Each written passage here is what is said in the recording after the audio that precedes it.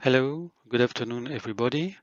I will talk about the role of pectin on RTB products with a case of boiled yam and boiled cassava. These results have been obtained in CIRAD in Montpellier and in Guadeloupe with partnership of CIRAD for cassava samples. So, the general objective of this study was to evaluate the texture of boiled cassava and boiled yam in parallel to pectin values and to try to correlate these values of pectin and texture measurements. And also, we tried to evaluate the interaction with other components such as water content, starch content, and amylose content. The main idea is that pectin may play a major role. They play a major role in cell adhesion due to their presence in the middle lamella, and consequently, it is hypothesized that they could play a major role on cooking behavior in cohesiveness of cells and also in cohesiveness of the cooked products. In particular, pectins are polygalacturonic acid mainly composed of this, and galacturonic acid may be methylated mainly, but also exist as a free ionic galacturonic acid, and this galacturonic acid can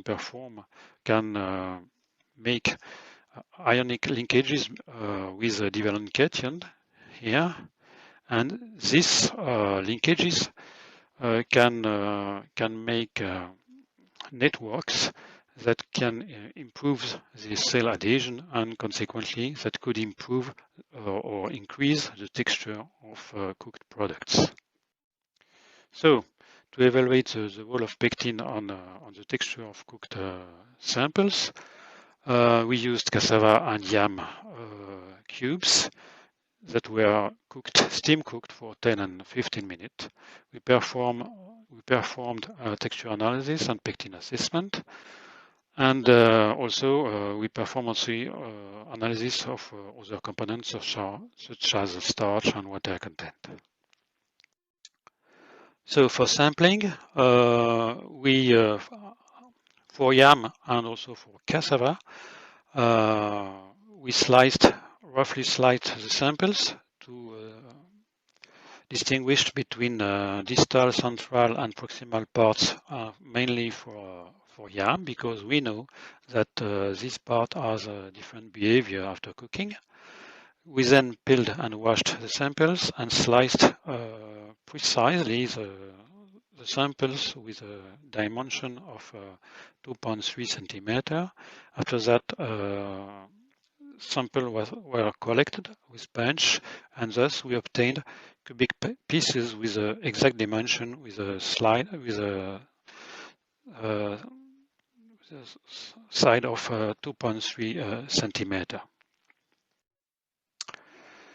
These cubes were steam cooked for 10 minutes for cassava, 15 minutes for yam, and after 7 minutes storage at room temperature, these samples were by 45 degrees C, and we measured with the penetrometer the force for penetration in these samples. We measured the maximum force that we can observe here. Okay. In parallel, we freeze-dry the raw samples, not the cooked samples, the raw samples of cassava and yams. And after grinding, the flour were extracted by 3 different buffers. One buffer at neutral pH with EDTA to obtain mainly a soluble pectin. One basic buffer at pH 10 to extracted mainly methylated pectins, and one buffer at basic pH 2, but plus EDTA to obtain more or less the total pectins. And this flours was extracted with this buffer for 1 hour at 55 degrees C, and the supernatant were used for determination of galacturonic acid using a colorimetric reaction with MHDP. So for cassava, first results about the penetration force. For example, we have the first result about four cultivars, 2 roots for each cultivar, and we obtain penetration force with a coefficient of the variation of mean by between 12 and 19% with 10 replicates for each root. We observed a significant difference between cultivar. Here you see one cultivar, another cultivar, etc. And also significant differences between roots. Root 1 for this cultivar and root 2, for example, for this the same cultivar. For these same samples, we determine the pectins levels. And in this case, we had a coefficient of variation of mean, which was by between 1 and 10%, with 3 replicates for each root. In this case, we observed significant differences between cultivars, but few differences between roots. For example, you see here for the same cultivar, 2 roots, and you can see that the pectin level were quite similar for the 2 roots. It's the same for the other cultivars. We can see there that total pectin is higher and much higher for some cultivar than methylated pectin, and soluble pectin is lower, and total pectin is maximum by 1% here, and methylated pectin is much lower in this case for these samples, and soluble pectin is a maximum of 0.4%. We indeed observed a correlation between total pectin, measured by the extraction with a pH buffer, pH 10 buffer, and plus EDTA, and the penetrometry force. This confirms previous results of last year. And but we did not observe any correlation between methylated pectin extracted with a pH 10 buffer only and penetrometry force, as we can see here. And by difference, for non-methylated pectins, we observed also a correlation between penetrometry force and galacturonic acid extracted by these conditions.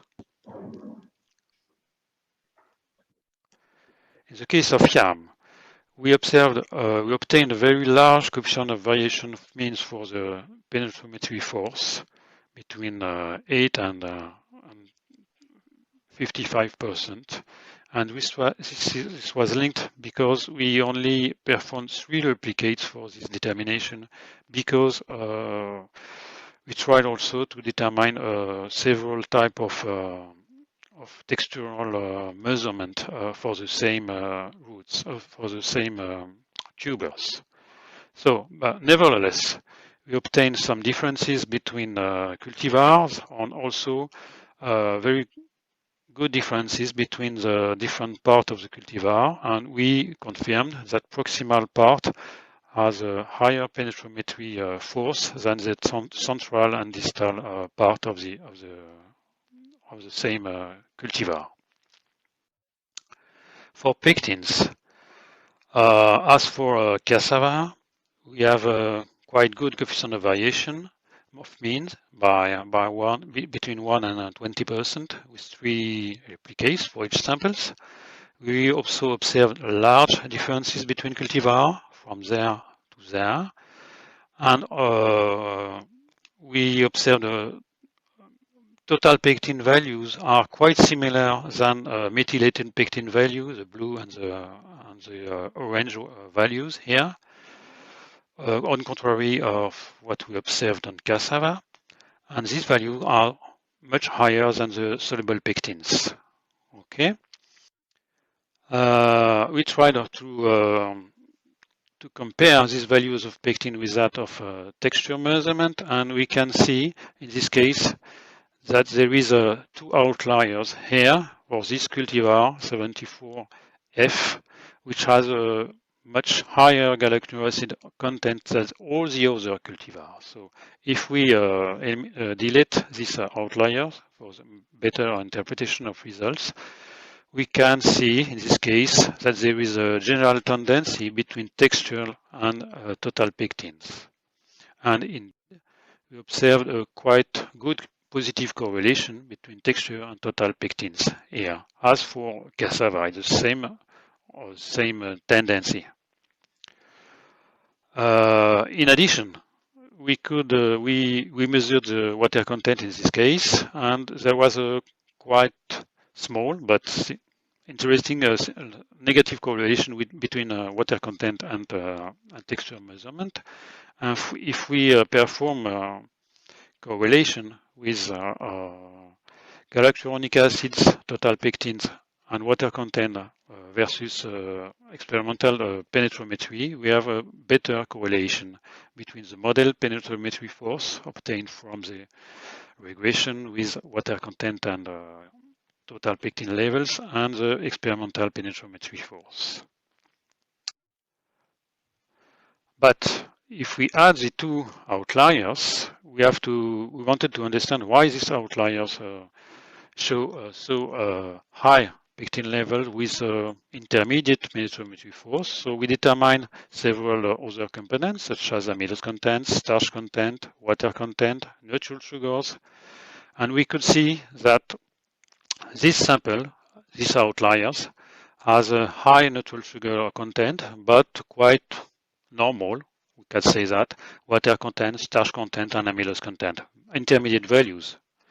So, but if we perform a PCA with these values, we can see that amylose content appears completely opposite to the penetrometry force. And indeed, we observed a quite interesting correlation and surprising correlation between amylose content and penetrometry force for these 6 samples. So, in conclusion, we can see that the texture measurement is critical, and the recommendation is that 10 replicates is needed to have a good coefficient of variation of mean by between 10 and 20%.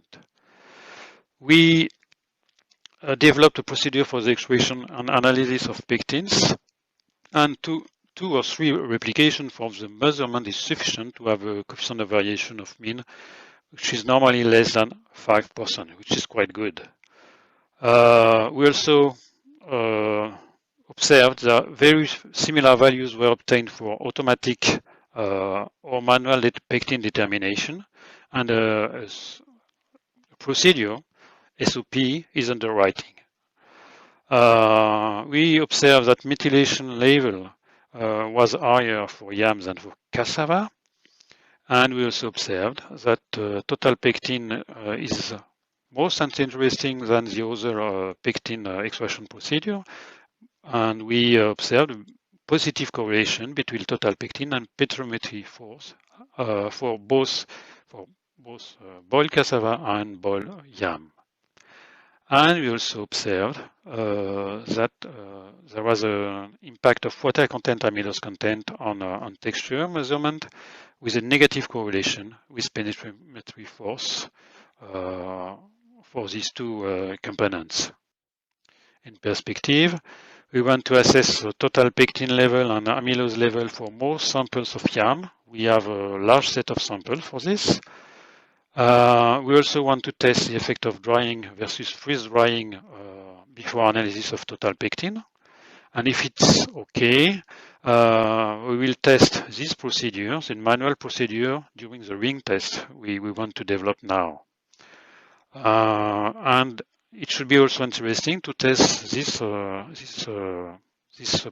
procedure for pectin assessment with other product profiles such as boiled sweet potato, boiled potato, if possible. So, thank you for your attention. Many thanks to Christian and CIRAD colleagues in Montpellier and in Guadeloupe for this very rich presentation, which opens the path for further studies and why not similar applications, as just mentioned by Christian, on other RTB crops and other RTB products studied within RTBfoods framework. So feel free to raise your hand or directly post your questions in the chat box for Christian and CIRAD colleagues. I see a hand from Mark. Mark, yes, feel free to open your mic and camera. Good, thank you. Hi, Christian. Thank you very much for that talk. It's really interesting. And I look forward to seeing what happens with the sweet potato. And if you want any potato samples with diverse texture, we can easily provide those. But another question that occurred to me when you were talking about your yam and the different parts of the yam having different textures. In potato, we saw something similar, and we think it's due to the vascular tissue in some parts of potato being more dense. Could that explain the situation in yams? Okay, thank you, Mark. Yes, I will be interested to test with the also a sweet potato. If you have in parallel exactly also the texture measurement, yes, I am interested to test. If you can send me some samples, I will test the procedure, yes, from these samples, yes. Concerning the difference between the different part of yam, yes,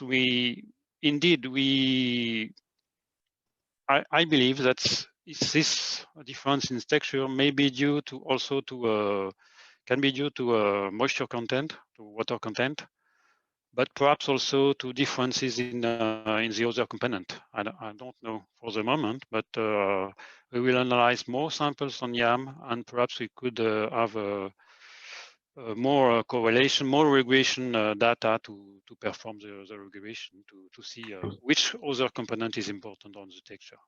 I mean, you know, if you look at some microscopy sections, you can see where the xylem and phloem are, and if they are denser in different parts of the yam tuber, which is what happens in potato. I mean, I don't know if that could be the case in yam. Yes, good idea. Yes, I think it could be also a good scientific new knowledge on yam. We could also perform some micro-CT analysis, but of course it will be only to test if there is structural differences, but it could not be a routine test, of course. Thank you very much. Okay, thank you. Thank you, Mark. Gerard is asking, could the procedure be applied to boiled plantain? Yes, I don't know, but we have to try if it can apply. Yes, good idea. If you have some samples for which you determine the texture measurement, we could test the pectin levels and see if there is a correlation between pectin level and texture. Gerard, do you want to feedback? No, it's okay. Thank you very much, Christian. Okay, thank you, Gerard. Dominique is asking how many samples could be tested, let's say analyzed at CIRAD using the flow analyzer. Could we easily set up these colorimetric analysis at partner level working on texture? Because these are two questions. Two questions about the automatic flux analyzer. I think for the moment we can analyze 40 samples per day, one replicate. But we also can perform the analysis at manual level, and we want to send the SOP, manual SOP to every partner, to each partner, and each partner can analyze the pectin level in its laboratory. And in this case, I think a maximum of 20 samples can be analyzed per day. but the results are very similar in both cases.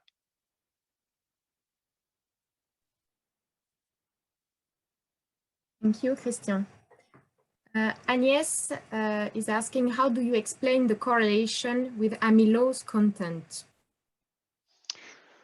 Okay, so in this case, we observed a negative correlation.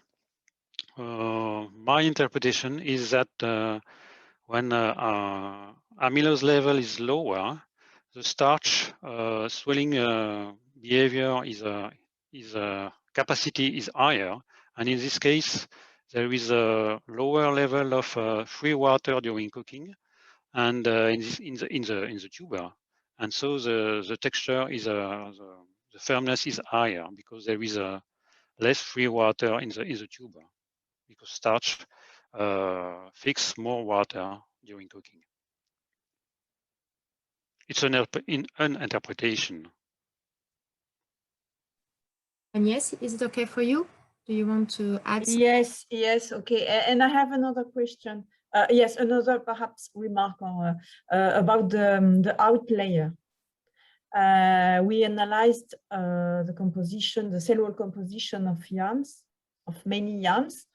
And we found that in some yams, we have a lot of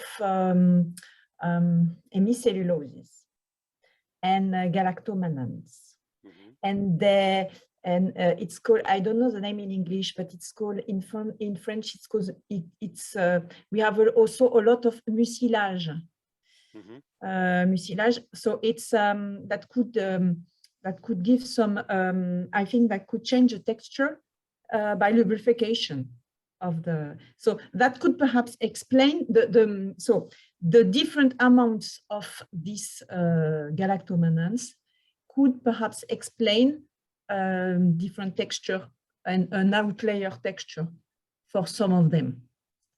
We also found in our set of yams some outliers, and we remarked that we have a lot of these galactomannans in these samples. So if you are interested, we can also try to analyze this outlier in terms of cell wall composition, and in order to see perhaps if we have this kind of polysaccharide. Okay, good idea, yes. And indeed, we observed for this outlier that there is a higher amount of free sugar assessed by... It's okay, it's okay. Okay, good. 2 questions from John. EDTA, is EDTA used as a chelating agent to bind with calcium present in the cell walls? That's the first question, and I'll go to the next one afterwards if you want to answer. Yes, the reply is very easy. Yes, indeed. The EDTA is used to complex the cations. Yes. Good. And the second one is, how do you avoid browning after incubation for the tetraborate or sulfuric acid and sulfamic acid? We do not avoid the browning, but we perform 2 analyses to have the pectin level. We perform first the analysis with the MHDP, the colorants that fixed with galacturonic acids, and we perform an analysis without. Yes, well, maybe if I may comment, we try to do that, but the dark color is or the brown color is so strong that we don't see much in terms of difference after subtracting the blank. Okay, but in this case, we optimize the hydrolysis step before the coloration step, and you have to fix the hydrolysis duration to a very constant duration, and to go back to very with ice with to low temperature before, otherwise the coloration go further. Coloration with MHDP. Okay. What is the time of the hydrolysis? 10 minutes is sufficient, yes. 10 minutes, okay. In which temperature, sorry? In boiling water bath. Boiling water, okay. 10 minutes and quenching after that. Yes. Thank you. You're welcome. There's a question from Jim. I'm not sure I will ask it properly, but he mentions the tighter crystalline structure of amylose is slower to be affected by cooking. Maybe if you understand it, Christian. Otherwise, I'm asking Jim if you. Yes, I think I understand the question of Jim. Okay. It's to explain the effect of amylose on the texture. In fact, there is no clear correlation between the amylose level and the crystallinity for starch. But generally, amylose, low amylose starch just swell more rapidly than high amylose. So Dominique, following his first questions, he's asking, can we plan with partners during the next harvest to finalize this proof of concept for each boiled product? So not only cassava and yam, but also sweet potato, plantain, because it seems that the correlation are not the same between the crops. So that was his proposition. What could we answer? Yes, indeed. Our plan is to send the SOP, the standard operating procedure for the determination of pectin to each partner. And I hope that each partner can test this SOP before the end of the year, if possible, yes. Good, excellent. And another question is, do you plan to study water absorption in link to pectin content? For the moment, no, we don't plan to assess water absorption during cooking, because for the moment, we perform correlation of raw tubers and raw roots with behavior after cooking, but not during all the cooking step.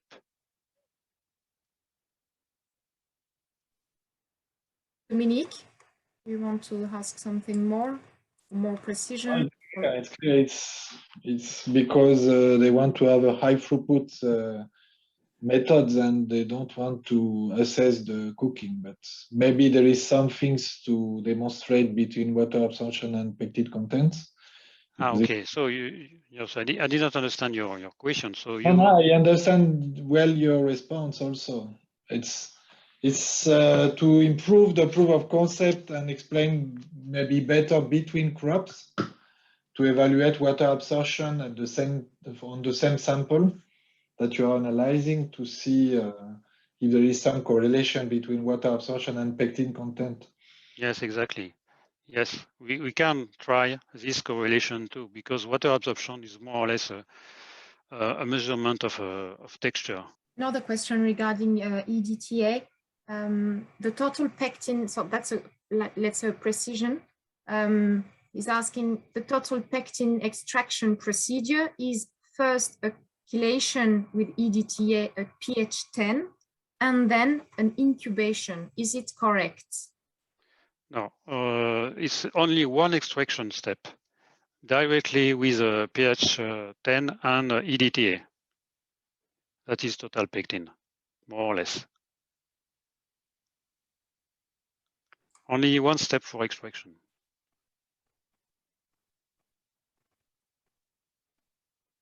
Thank you, Christian. I hope it's clear now, John. So I don't know who is Technospark, but Technospark is writing. So let us know who you are. Did you take into account interaction between varieties and location or dates of harvesting? We do not intend to determine if the level of pectin is linked to cultivar or to condition of harvesting and condition of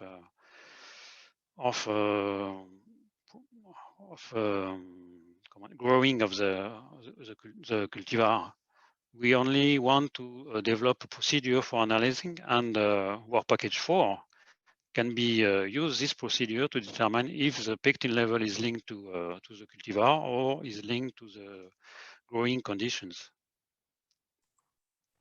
And were there different cultivars in the study? How many different cultivars do you have? For the moment, for yam, we analyze 21 cultivar, and for cassava, 8 cultivar. We have 2 cultivar more for cassava, and we have 32 cultivar more for yam. When you say more, it means that the results are coming, or? Yes. So lots of congratulations, Christian. Okay, thank you for everybody for the congratulations. Yes, thank you. Sorry, Plantain. Yes, Emmanuel, please. And then I see. Yeah, I'm so sorry. I joined very late. I had a challenge of internet. I missed most of the part of the presentation, but I want to ask more information. Is there any link between the pectin level with any textural qualities of the yam or the boss sweet potato? I don't kept your question. Sorry, Emmanuel. Yeah, the question I'm saying is there do you find any relationship between the pectin level to any textural quality of yam? Yes, indeed. We observed a correlation between penetrometry test and also compression test and pectin level, yes. Show the graph, please. Yes, thank you, Eglantine. Yes, this is for cassava, yes, and for yam. Was it before or after? I don't remember. It is after, yes. Okay. Encore. Next one. Encore. Yep. Yes, that's it. So you can see the correlation between penetrometry force on the left graph and galacturonic acid level after extraction. Yes. Emmanuel. Okay. Yeah, that's quite interesting. Yeah. Okay. Yeah. Okay, thank you. Yeah. Before we. But sorry, yes. But the correlation level is ASCOA is 0.66. Is there anything we can do to improve on the relationship? Yes, indeed, but because we think that the pectin are partly responsible of the texture, but they are not the only components that can have as an influence on texture. Of course, water content, amylase content, gelatinization temperature, galactomannan level can have an impact on the texture of yam. Yeah. Yeah, thank you so much. You're welcome. Good information now. It helps us to explore more into what is responsible for the textural behavior of both yam and the pandemic. Thank you. Yes, thank you. Emmanuel, I was saying also that you have a very good correlation between water absorption and texture in yam in your presentation to the ICF meeting. Yes, that's our preliminary. With 100 phenotypes, is more genotype than in this study. In this study, there is very few genotypes. Yeah. So we are hoping to continue the work this harvest season with Astra team. Yes, and we were saying that maybe water absorption and pectin level is very important to correlate, and maybe you can organize this trial for the next harvest. The implementation of the chemical method analysis is not so difficult, and maybe you can have some measurement of pectin in your lab? Yes, and actually what we discussed last in our meeting, you remember, which MESTRES promised us that once he finalized the procedure, he's going to share it. So we are still waiting for that. Yes, I will send the SOP for the determination of pectin to everybody, I think, within 2 weeks maximum. All right. Thank you. We appreciate that, and we can try it. Yes, okay. Yeah. Thierry, I see you had your hand up. It's not up anymore. Yeah, it was a small request for Christian. Could you share the texture data for cassava? Because I would like to check whether they correlate with the texture that we have from the boiled cassava at CIRAD. Yes, I can share with you, but yeah. I must remember you that this cassava were not the one you analyzed in CIRAD, because it was another harvest. Harvest, absolutely. So I would like to know if there have been a lot of changes between the harvest that we did in January, February, and the ones that we sent you in July, okay, or if we still find the same order and the same ranking of genotypes in both. Yes, okay, I can send you, yes, of course. Okay. Thank you very much. You're welcome. So before we close, last question from Judith Nontongo from SIP, Uganda. For high throughput screening, has any work with NIRS been done on correlating spectra with pectin, in yam in particular, but in any other crops maybe? Yes, good question. It's a question for Karima, but yes, we intend to perform calibration for pectin for yam, yes. And for the moment, we only have 21 determination of pectin, so it's not sufficient for calibration. But as soon as we have sufficient data, we will try to perform calibration for NIRS, yes. Excellent, very promising. I think it's time to close. So thank you very much, Christian, for taking time to present these major results. So we are all looking forward to receiving the protocol, the standardized procedure for pectin measurement. And of course, to answer Emmanuel's concern, this webinar will be uploaded on the RTBfoods YouTube channel. So you'll have access to it within the next few, let's say, 2 weeks. So thanks again, and we'll meet in 2 weeks' time on November the 5th. And our webinar will be dedicated to the presentation of the G+ for Gender+, the G+ tool, or Gender+ tool, and in particular on how this tool, which has been developed out of the RTBfoods framework, is currently being used and adapted within RTBfoods Work Package 1 by Work Package 1 colleagues to consolidate the highly expected gendered food product profiles. So we'll have a presentation on what is the added value of this G+ tool to our food product profiles. So let's meet in 2 weeks, take time in between, and have a nice evening. Bye-bye, thank you. Okay, bye-bye. Thank you for your attention.